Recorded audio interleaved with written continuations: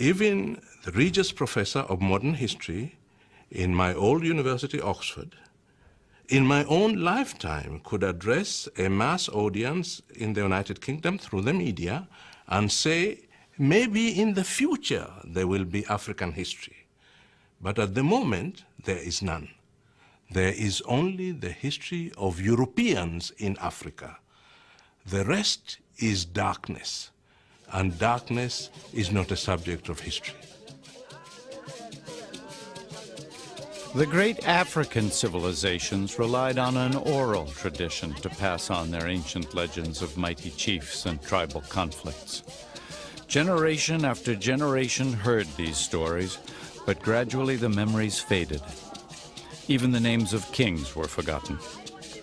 With no written record, the mighty empires of Africa's past became as vulnerable as their land.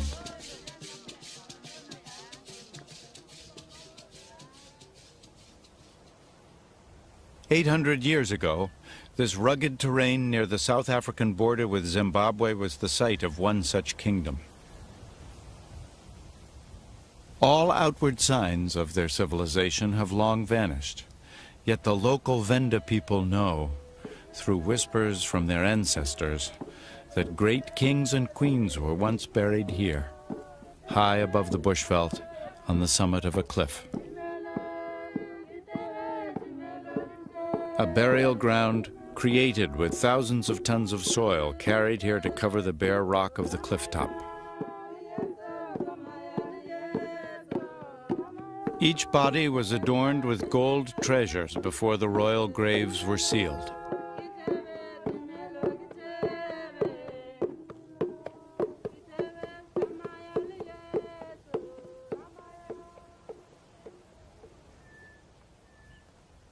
Eight centuries later, in 1932, an Afrikaner adventurer with a thirst for gold persuaded a local villager to take him to the ancestral burial site of Mapungubwe. Today, Ernst van Graan, grandson of the explorer, retraces that journey. Well, my grandfather, he was a treasure hunter. He was always interested in finding gold, and he was actually looking for this place for almost 5 years. Centuries of superstition had protected this royal burial ground from theft. Their guide dared not even look at this sacred hill, fearing he would be struck blind. The local Venda people, they call this hill Mapungubwe, the hill of the jackal. And they call it the hill of the jackal because they believe there's evil spirits and things going around there. When they approached the hill, there was these vertical cliffs, and it seems to be impossible to get onto the hill. And then they found this secret passage going up behind me.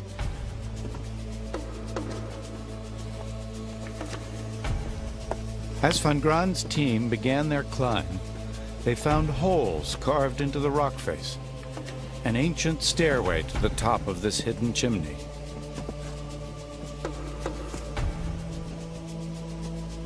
They feared the climb to the royal burial site could well be booby-trapped, with giant boulders poised to fall and crush them at any moment. But their ascent was safe. They were about to uncover some of the last remaining royal treasure in all of southern Africa. Normally, recovered gold objects were destined for the melting pot. Another important chapter in African history would have been doomed. And originally that was their plan.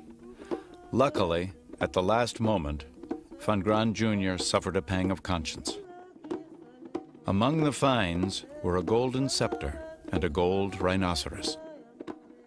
Small trinkets compared to Tutankhamun's treasures, yet they were the few precious remaining links to a long-forgotten past.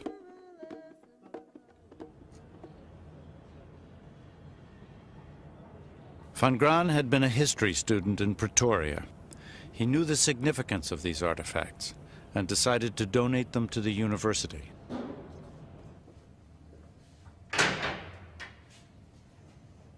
Though rescued, these treasures remain hidden from public view, locked away in archaeology department vaults. Pottery later excavated at the site proved there was once an enormous settlement at Mapungubwe. Yet to this day, the University of Pretoria has allowed only a few archaeologists access to these remarkable finds. These are the most important artifacts in sub-Saharan Africa, reluctantly brought out to be photographed on special occasions, then locked away again. They might as well still be buried. All this secrecy has its roots in apartheid. Dutch settlers maintained that blacks and whites had arrived in the area at roughly the same time, giving them equal claim to the territory. When radiocarbon dating placed Mapungubwe as early as 1200 AD, white South Africans were stunned.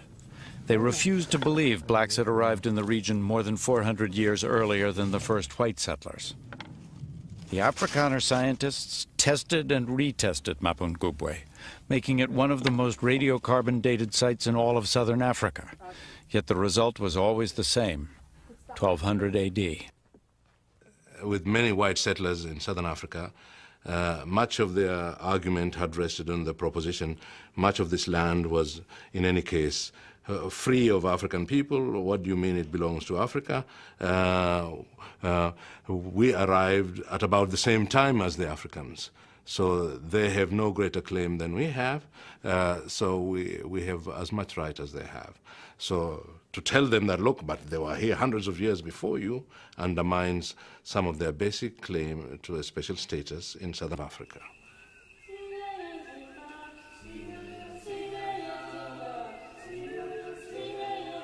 This civilization was ancient, it was prosperous, and it was black. But what happened to these people remains a mystery. Perhaps they drove their cattle herds further north to the lusher pastures and cooler climate of higher ground. Or perhaps they became the long-sought ancestors of another African kingdom. For only 100 years later, 200 miles beyond the Limpopo River, one of the greatest African empires would be founded.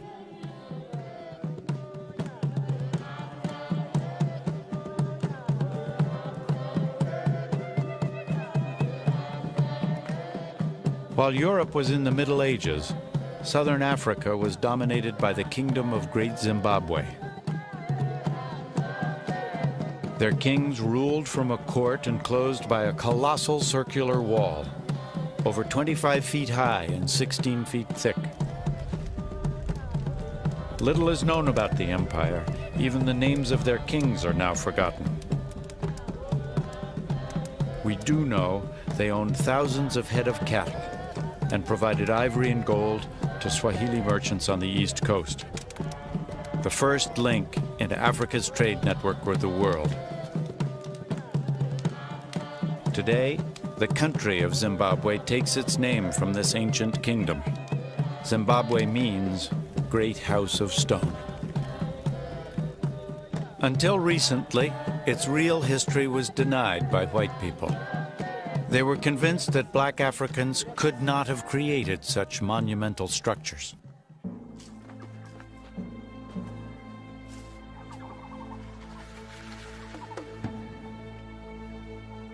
For hundreds of years, Europeans dreamed of finding a lost white civilization of incredible wealth somewhere in Africa's dark and savage interior. Karl Mauck, a German explorer, had heard tales of ancient stone ruins in unexplored territory north of the Limpopo River. He searched for months before finally stumbling across these magnificent remains.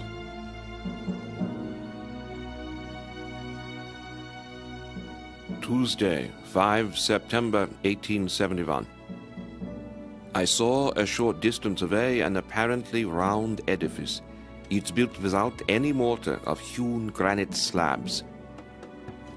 The outer wall is about 150 yards in diameter, The local natives call these ruins Zimbabwe. Mauk was overcome by the splendor and sophistication of these ruins. But believing black Africans too primitive to build such walls, he was convinced they were the work of a lost white tribe. Finally, I stopped in front of a tower-like structure. It stood quite undamaged. I learned from the local inhabitants that they themselves have only lived here from about 40 years ago, that the region was quite uninhabited before that time. All are absolutely convinced that white people once inhabited the region. He drew African artifacts in his notebook, but refused to believe that this city was built by blacks. Finally, he found evidence he believed would prove his theories. I cut some splinters off the crossbeam. A comparison with the wood of my pencil shows that it must be cedar wood, and this must have come from the Lebanon. Furthermore, only the Phoenicians could have brought it there. Solomon used a lot of cedar wood for the building of his palaces, and these ruins are an imitation of Solomon's buildings in Jerusalem. The great woman who built the enclosure could have been none other than the Queen of Sheba.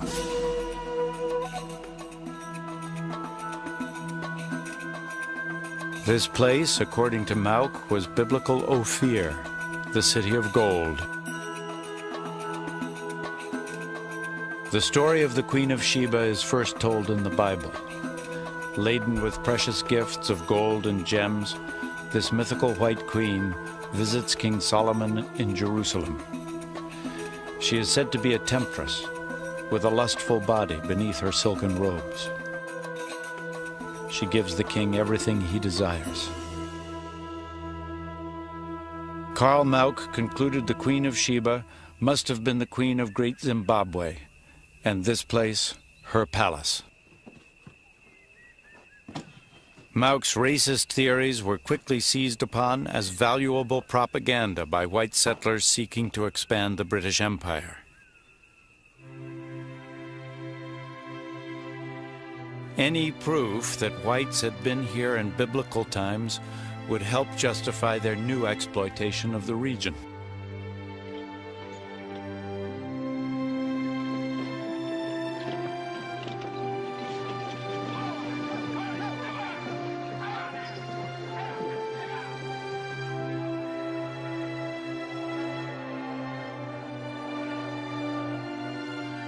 By the middle of 1890, Cecil Rhodes, a wealthy British industrialist, had founded Rhodesia, a country that remained under white rule until 1980, when the black majority renamed it Zimbabwe.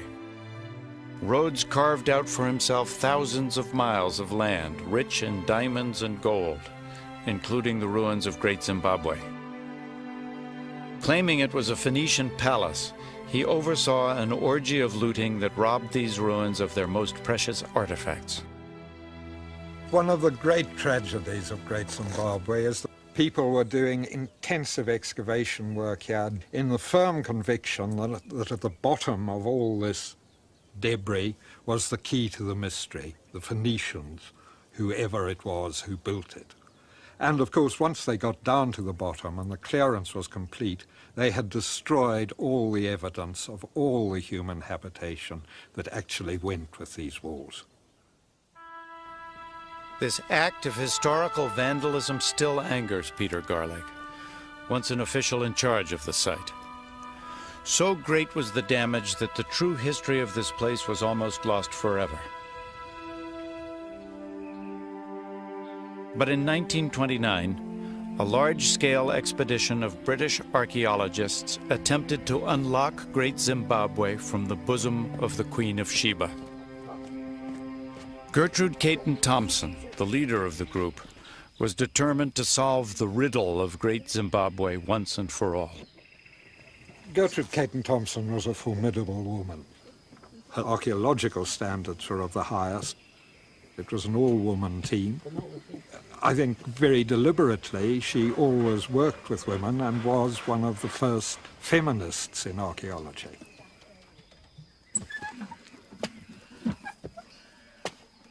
After weeks of digging, her team still hadn't found enough material to date the site.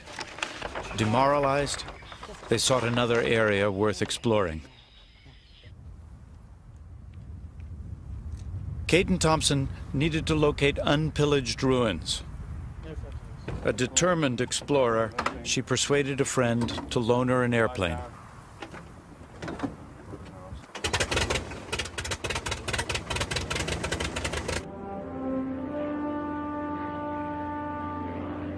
As she swept past the back of the Acropolis, she noticed an uncharted path to the top.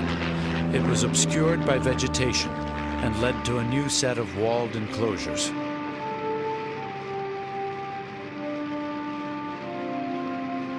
At last, she had found a place untouched by white hands.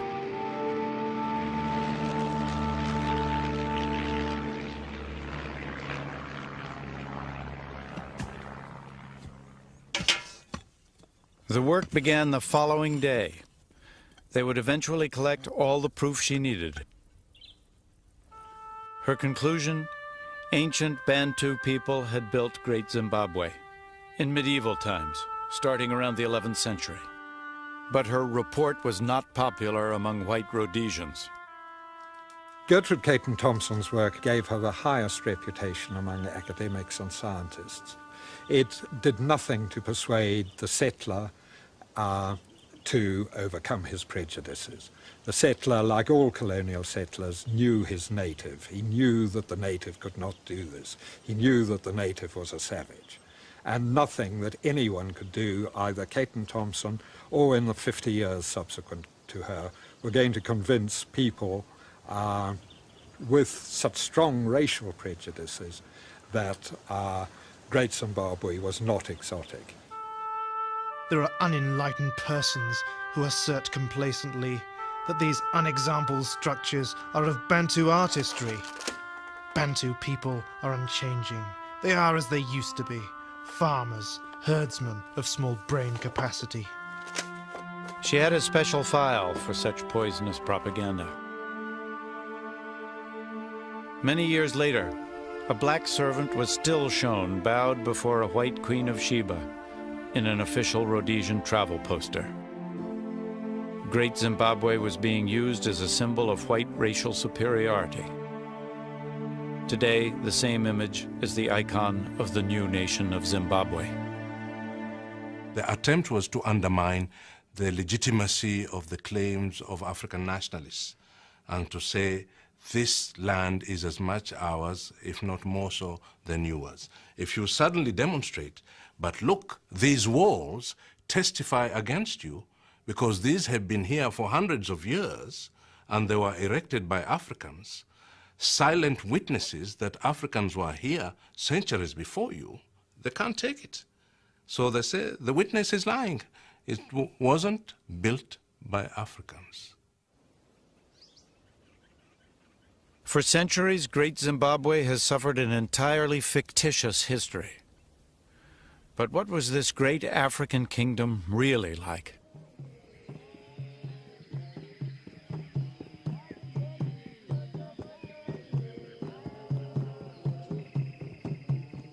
In its heyday during the 14th century, Great Zimbabwe was a thriving metropolis, unique in all of Africa.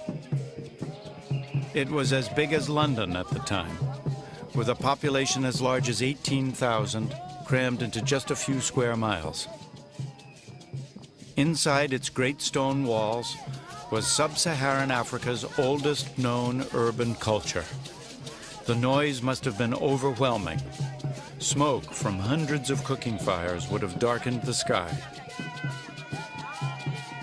It was the capital of an empire that stretched for thousands of miles and contained hundreds of mini-Zimbabwes, each with its own ruler. In Great Zimbabwe, a king's influence carried on long after he died.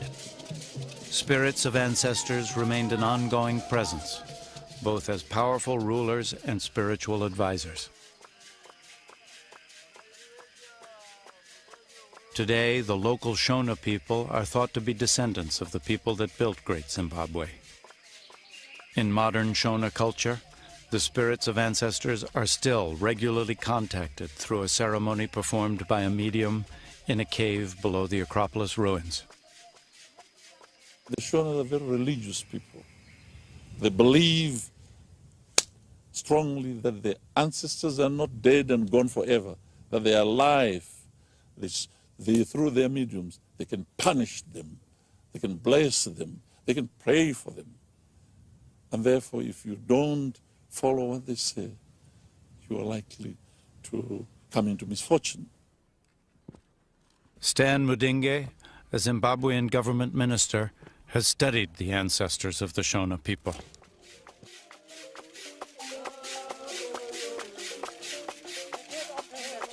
Usually, the spirits of the ruler, of the dead rulers, were the most powerful spirits on matters of state. And these spirits possess mediums, and they become, in every respect, the emperor back in human form.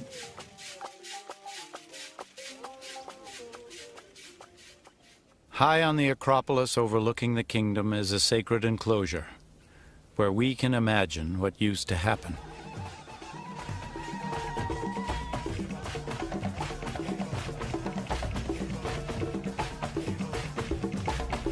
During times of trouble, the king would come here to pay tribute to his ancestors and ask for guidance from his spirit medium. The medium would work himself into a trance and be taken over by the spirit of a long-dead ruler.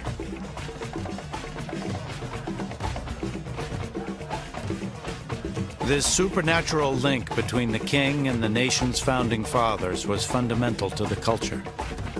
Through his medium, the king exerted influence over the spirit mediums of lesser rulers.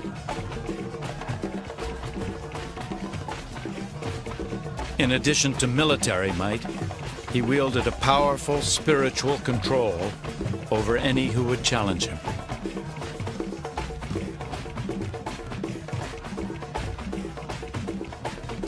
You didn't need a huge army to control. You had control psychologically. You could make people peaceful. You could make the pronouncements which people will follow and will obey. These great stone birds were symbols of that power and are among the few icons to be salvaged from this sacred place. This was the civilization which represented the highest achievement of the Bantu-speaking people in this part of Africa. The wealth which they accumulated enabled them to build such massive structures as they have built here in Great Zimbabwe. Especially down there in the valley, I think there was sheer arrogance, pomposity, the great madness which seized Louis XIV to build the great Versailles Palace. That was not a place for one man to live in. That was making a statement of his wealth, of significance of his country, and what he thought of himself. And the same madness seized the people here and built these huge, magnificent stone structures which we now admire. Great Zimbabwe was constructed over several centuries by a devoted people. 1 million stone blocks were shaped just to build the outer wall. Each subject paid tribute to the chief with 7 days of labor each month, not slave labor. They built this monument to honor their king and provider. The original builders of these walls came to granite outcrops like this one. Today they still quarry blocks, as they have for centuries, to repair the broken walls of their ancestors. By heating the granite with fire and throwing water along the fault lines, the rock shatters into thick slabs.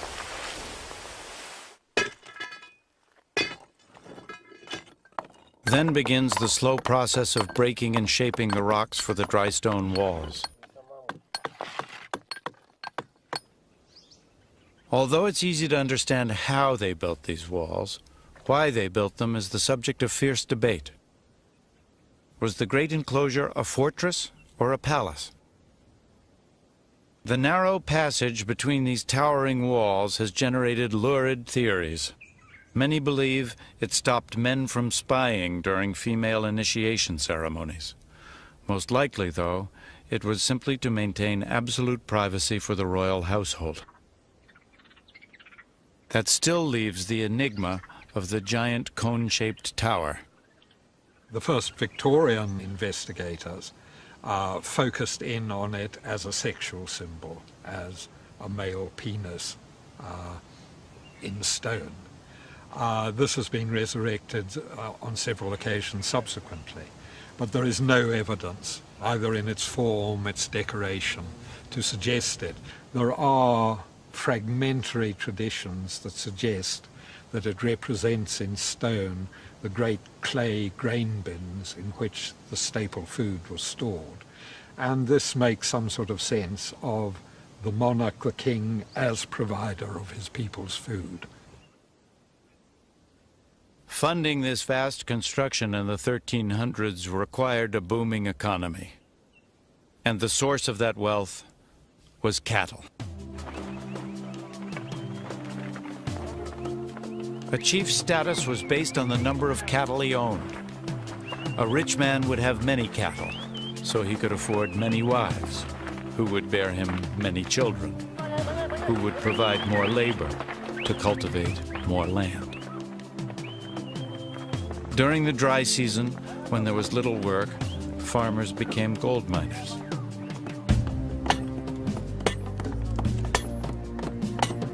Digging for gold in these narrow mine shafts was so dangerous, laborers had to be bribed to go underground. Most preferred panning in the riverbeds.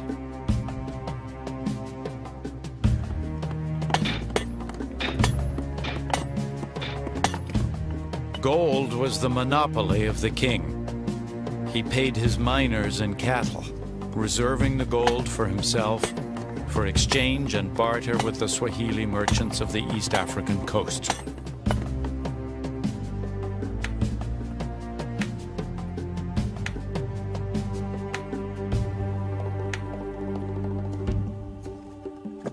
At the height of their power, the great Zimbabwe rulers controlled the flow of gold and ivory to the trading ports of East Africa. And this trade would fuel construction of some of the most magnificent cities in the ancient world.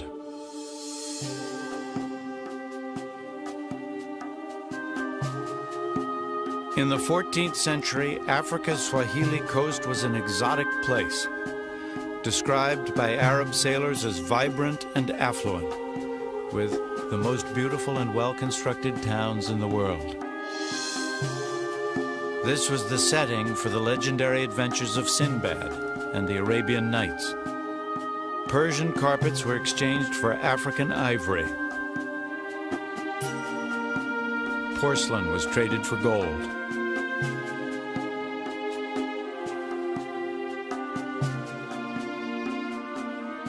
Merchants who came from India and Arabia, even from the Far East, had to deal with Swahili brokers, medieval middlemen, who were their only link to goods from Africa's interior.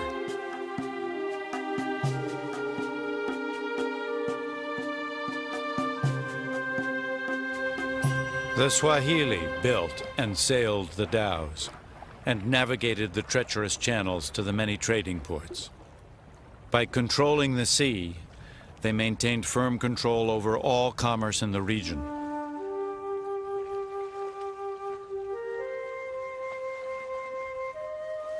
Every year, hundreds of boats awaited the monsoon winds to carry their goods back to the Middle East. By the 10th century, gold, ivory, and quartz were pouring into the Mediterranean. Commerce on a scale not seen since Greek and Roman times. This prosperous coastline had ports and cities that stretched 1,800 miles from present-day Somalia to Mozambique. Their trade networks extended from Arabia to India and on to China.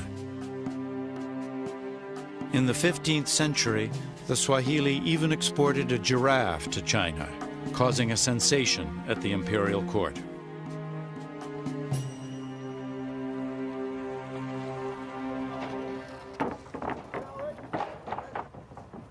This extensive contact with other cultures produced a cosmopolitan society, influenced by both Arab and Indian traditions. Yet despite their widespread success, this region of Africa has also suffered a history denied.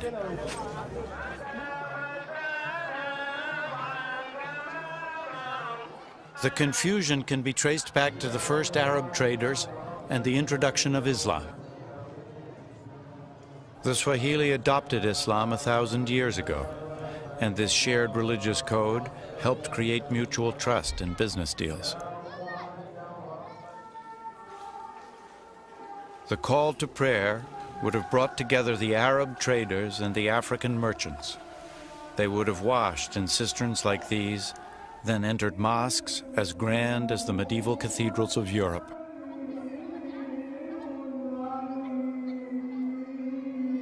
But the mystery is, who built these once great cities? Arabs or Africans?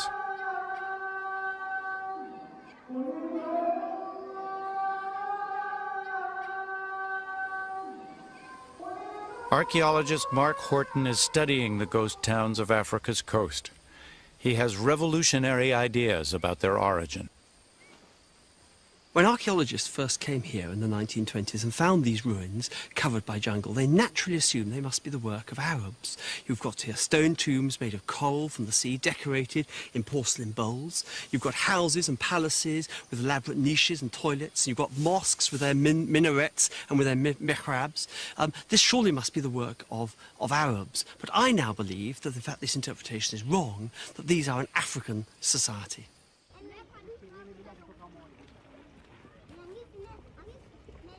The raw material for these towns was mined from coral deposits. Until recently, it was assumed Arab settlers used African slaves to build their mosques and palaces. Once again, many found it hard to imagine Africans constructing permanent buildings.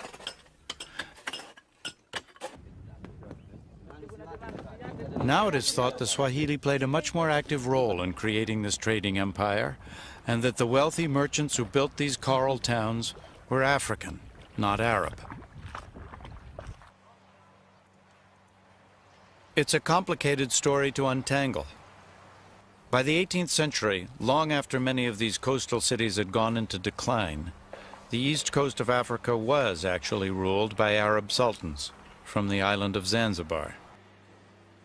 To support their territorial claims, they insisted Africans were mere bystanders in the development of Swahili civilization. For 10 years, Mark Horton has been helping the Swahili rewrite their history and lay claim to their rightful legacy. For Horton, this derelict building is a testament to the betrayal of the Swahili people. It's called the House of Wonders. This vast building represents the final humiliation of the Swahili. It was a present by the British to the Arab Sultan of Zanzibar in the 1880s. The British wanted to carve up large tracts of East Africa, but unfortunately the Swahili were in the way. They were the people who'd lived there for thousands of years. And so they pretended that the Swahili had no history, it was simply Arab history. And by giving this building to the Arab Sultan of Zanzibar, it was possible to create a whole new myth about the history of East Africa. And that is why we no longer have an idea of who the Swahili were.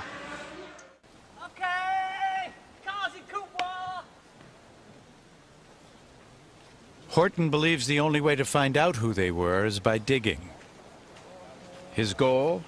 To find evidence of an early African settlement on the island of Pemba off the Tanzanian coast.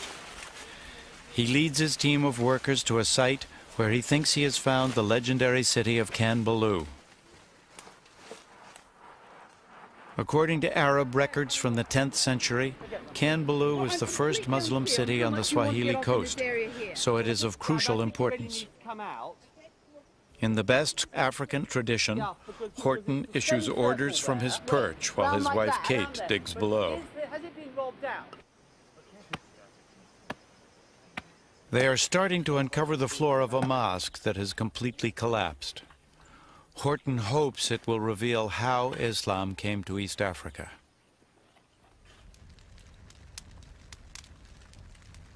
An old Arab legend offers one explanation. Abdul Juma, Zanzibar's chief archaeologist, turns it into a campfire story for the weary workforce. It comes from the journal of an Arab explorer.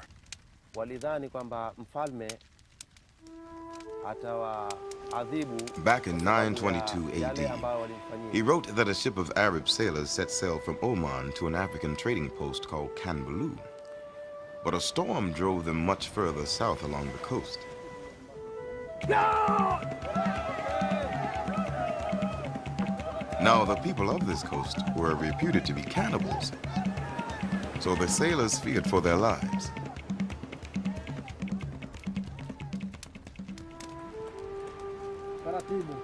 The frightened Arab merchants were brought ashore and dragged before the king.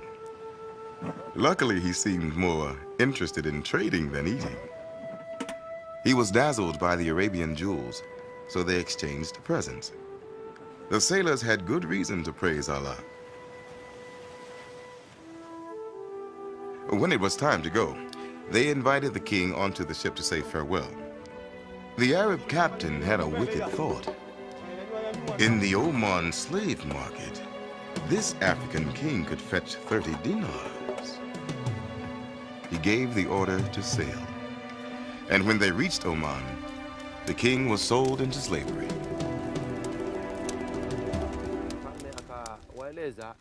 Over the next year, the king learned Arabic and studied the Quran and eventually became a devout Muslim. Then one day he escaped from his master and walked back thousands of miles to his village. Several years later, the Arab captain who had betrayed the king set sail on another voyage to Kanbalu. Once again, their ship was blown south. Once again, they found themselves off the land of Zanj. The Arab merchants were stunned to see the king they had sold years before and begged for mercy. "Go, you traitors," he said. "If I have forgiven you, it is because through me you have introduced my people to Islam. So in future, when Muslims come here, we will treat each other like brothers." This time, the king did not see them off.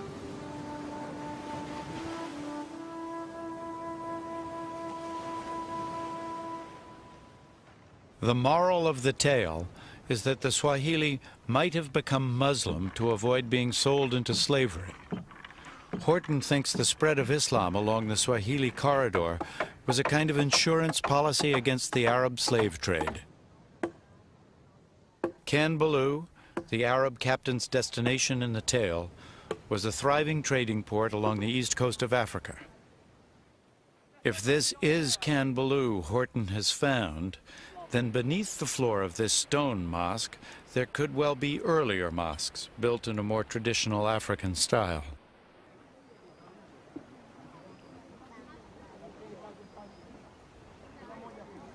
On this beach, the temporary fishing village has a wooden mosque. Swahili only live here during the fishing season, as they have for 1,000 years. But they always build a mosque, one probably similar to the very first Swahili mosques. So, Mark, this is a timber-built mosque with thatch, typical of early mosques on these villages. Right. And when they abandon these, they graduate to one made of mud? Yes, mud and timber mosques. And usually it becomes larger than this timber mosque. And then, again, one then has a stone one? Yes, they built a stone on the same spot. One on top of another. On top of another.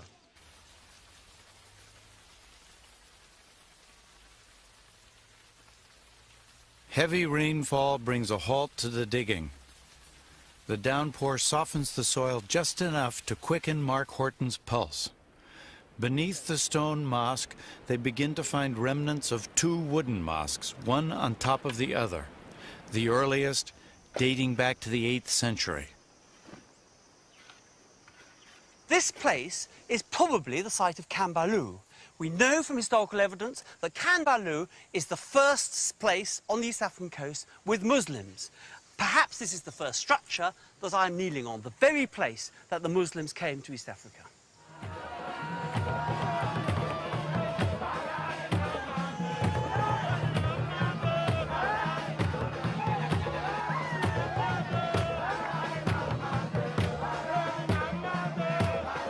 A Muslim festival honors the birth of Mohammed, but on the Kenyan island of Lamu, the celebration pulses to a uniquely African rhythm.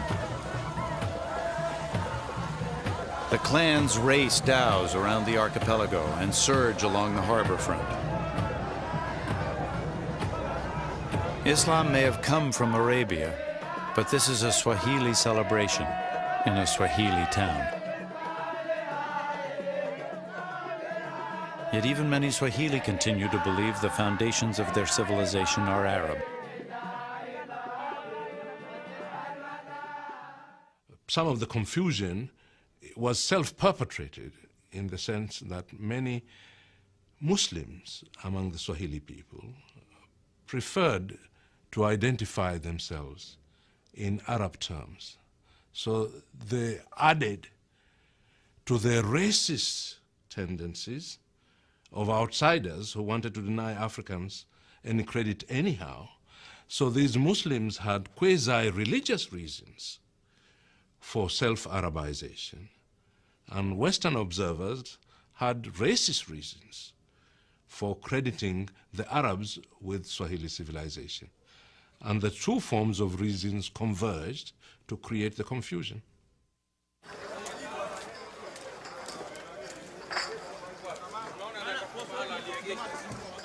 There can be no denying the external forces that molded towns like Lamu. The intricate wooden carving on doorways is a typical Swahili feature.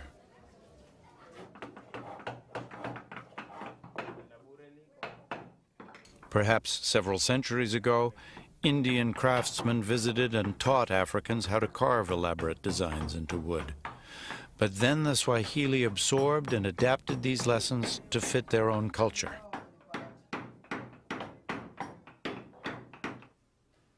Perhaps Persians introduced the ornate designs carved into the walls of houses. But today, Swahili craftsmen practice the art of molding wet plaster.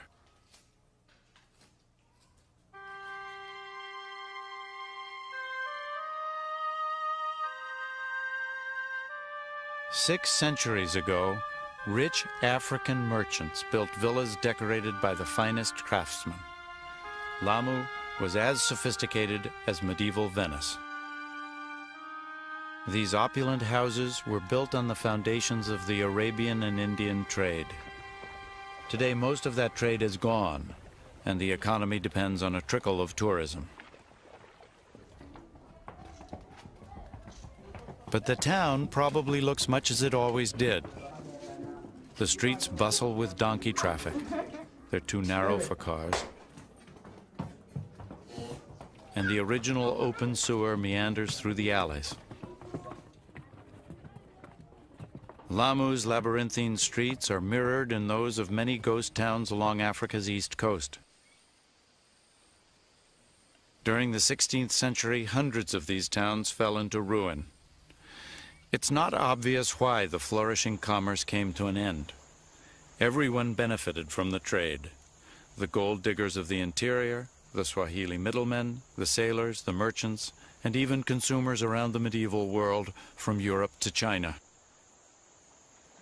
Perhaps the fortunes of rival merchant families ebbed from generation to generation, much as corporate dynasties rise and fall today. Perhaps the bubonic plague brought worldwide recession and the demand for African commodities fell. It was the end of a glorious era for the kingdoms of Great Zimbabwe and the Swahili coast. By the end of the 1500s, the buildings would lie forgotten, but their cultural legacy would suffer an even worse fate. All societies select what they want to remember, but Only Africans have been totally denied a history of their own for so long. But remember, this is where our species began on present evidence. This is where the first humans walked on Earth. So the first habitat of the human species seems to be the last to be properly understood. We are paying a price for not understanding it.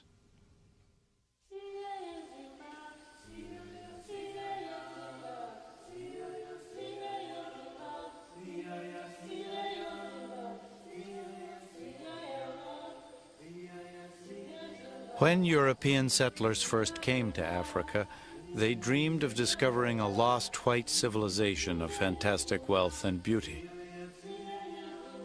Surprisingly, even today, the myth lives on.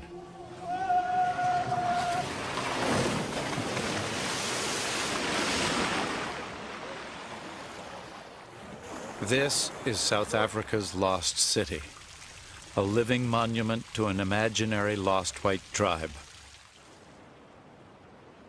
It's part of the Sun City Resort, one of the most luxurious theme parks in the world. The artificial beach is packed with white South Africans on vacation.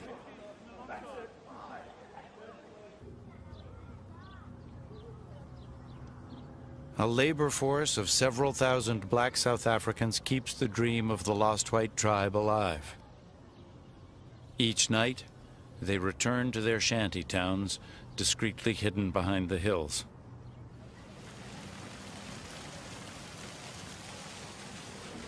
Perhaps in centuries to come, when future archaeologists uncover these ruins, they'll identify them as the remnants of a lost white tribe of Africa. Only perhaps this time they'll be right.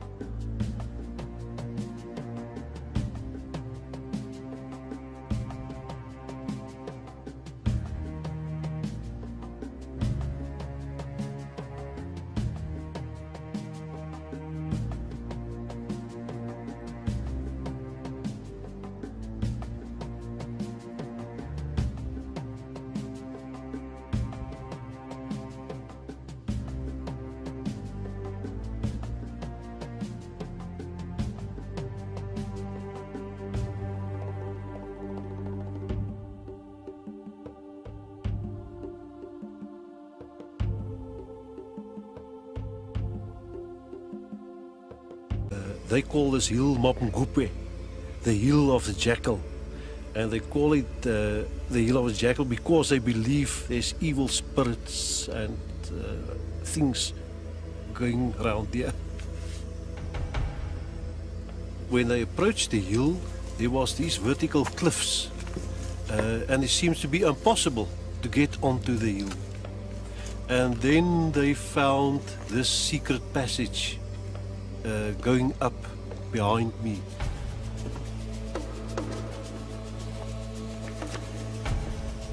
As Van Graan's team began their climb, they found holes carved into the rock face, an ancient stairway to the top of this hidden chimney.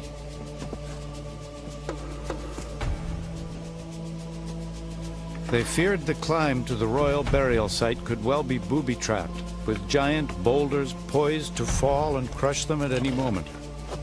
But their ascent was safe. They were about to uncover some of the last remaining royal treasure in all of southern Africa. Normally, recovered gold objects were destined for the melting pot. Another important chapter in African history would have been doomed. And originally that was their plan. Luckily, at the last moment, Van Graan Jr. suffered a pang of conscience. Among the finds were a golden scepter and a gold rhinoceros. Small trinkets compared to Tutankhamun's treasures, yet they were the few precious remaining links to a long-forgotten past.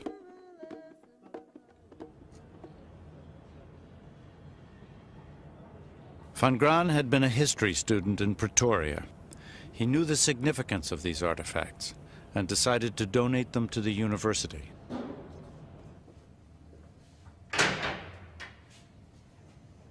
Though rescued, these treasures remain hidden from public view, locked away in archaeology department vaults. Pottery later excavated at the site proved there was once an enormous settlement at Mapungubwe. Yet to this day, the University of Pretoria has allowed only a few archaeologists access to these remarkable finds. These are the most important artifacts in sub-Saharan Africa, reluctantly brought out to be photographed on special occasions, then locked away again. They might as well still be buried. All this secrecy has its roots in apartheid. Dutch settlers maintained that blacks and whites had arrived in the area at roughly the same time, giving them equal claim to the territory. When radiocarbon dating placed Mapungubwe as early as 1200 AD, white South Africans were stunned. They refused to believe blacks had arrived in the region more than 400 years earlier than the first white settlers. The Afrikaner scientists tested and retested Mapungubwe, making it one of the most radiocarbon-dated sites in all of southern Africa. Yet the result was always the same, 1200 AD. With many white settlers in southern Africa, much of their argument had rested on the proposition much of this land was, in any case, free of African people. What do you mean it belongs to Africa? We arrived at about the same time as the Africans, so they have no greater claim than we have, so we have as much right as they have. So to tell them that, look, but they were here hundreds of years before you, undermines some of their basic claim to a special status in southern Africa.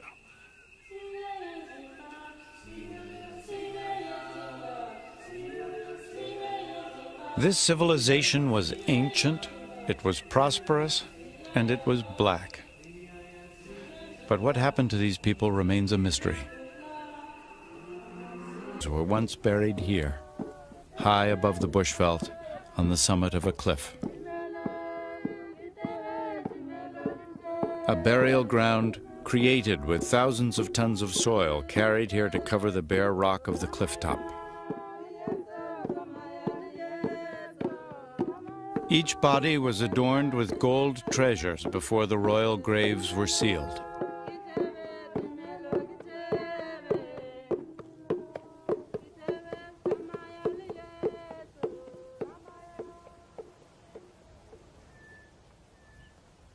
Eight centuries later, in 1932, an Afrikaner adventurer with a thirst for gold persuaded a local villager to take him to the ancestral burial site of Mapungubwe. Today, Ernst van Graan, grandson of the explorer, retraces that journey. Well, my grandfather, he was a treasure hunter. He was always interested in finding gold, and he was actually looking for this place for almost 5 years. Centuries of superstition had protected this royal burial ground from theft.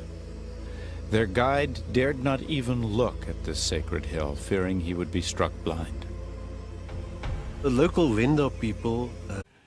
Even the Regius Professor of Modern History in my old university, Oxford, in my own lifetime could address a mass audience in the United Kingdom through the media and say, maybe in the future there will be African history. But at the moment, there is none.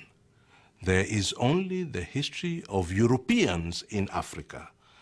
The rest is darkness, and darkness is not a subject of history.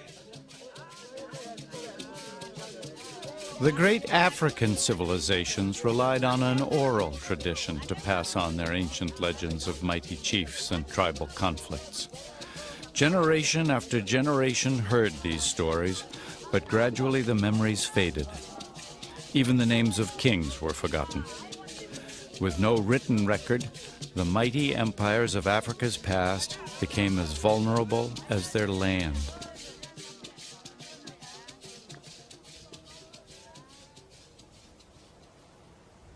"800 years ago, this rugged terrain near the South African border with Zimbabwe was the site of one such kingdom.